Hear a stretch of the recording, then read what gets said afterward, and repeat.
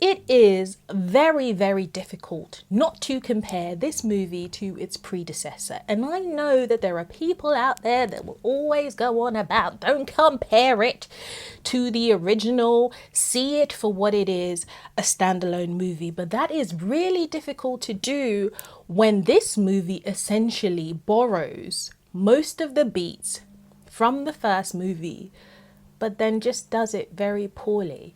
So comparison is inevitable. So I will be comparing in my very, very quick review. Come on. I did not enjoy this movie. I tried to. I wanted to. It just was never, ever gonna happen. I just didn't find anything within it that made me feel like this is a movie that needed to be made. Yes, there is a lot of action and gore, but when you build that on a foundation of a weak lead and plot, you're just gonna be left with whatever this was, because whatever this was, it wasn't good. No. Despite the star power in this movie, they were unable to deliver that which I am sure they were trying to do, which was to have lightning strike again.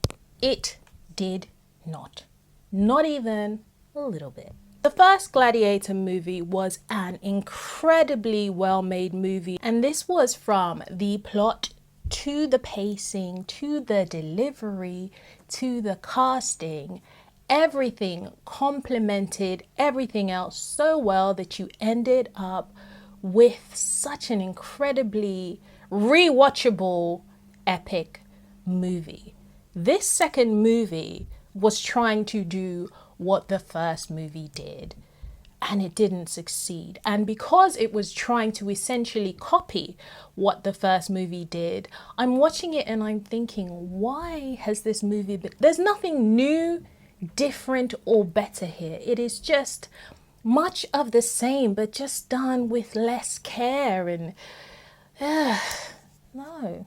The character development in this was so lacking that you didn't really care about your lead character or his motivations. In fact, he started to become very unlikable, and I at some point did not give a rat's ass if he lived or died. I didn't care. And it was the same for every single character in this movie. There was just very flimsy motivations for anything that anyone was doing, and it just didn't work. Now, in terms of visuals, I have to say that this was really well done, but sometimes more does not mean better. There are a lot more striking visuals in this, a lot more action scenes, a lot more done with the action sequences, sometimes very unbelievable. And I think it took away from what the other had, which was a very grounding way of delivering what was being presented to you. This just seemed like, let's do more and hope that people just like the fact that, you know,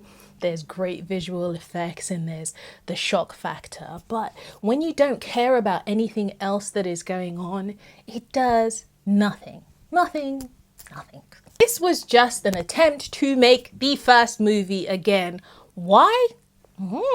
Ask Ridley, maybe he knows, because I sure as hell don't. This for me was not a movie that needed to be made, at least not in the way that it was. Now, had they come with a different plot and maybe a different lead, maybe it would have been better. But what was presented to us, I personally did not enjoy. Now, I know that there are a few people that like this. It's rated fairly, which means that there are people out there that did enjoy this movie. And for those people, I'm happy that you did. Unfortunately, I was not one of those people. I found myself falling asleep some of the way through this.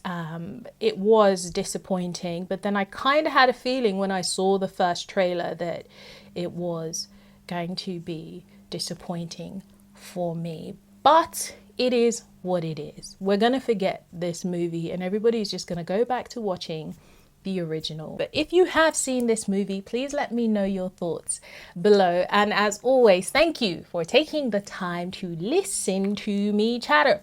Please like, please share, please subscribe, and please come back and watch some more of my videos. Have a lovely rest of your day. Mwah.